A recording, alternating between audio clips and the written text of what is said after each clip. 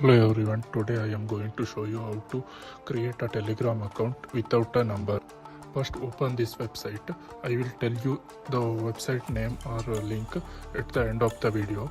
First focus on the video, don't skip any time. You will see the lot of country flags. Select one. After selecting that, you will see the lot of numbers, but you don't select these numbers because these are already used before. So you scroll 2 pages, then select one number.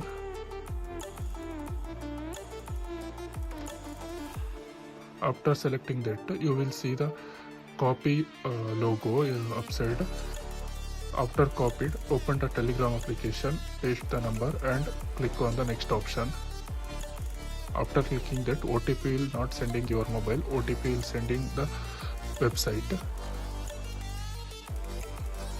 Refresh the website. After refreshing 2 times, scroll down. You will see the Telegram OTP. Remember with this OTP and type the Telegram application and provide your details and click on the next option.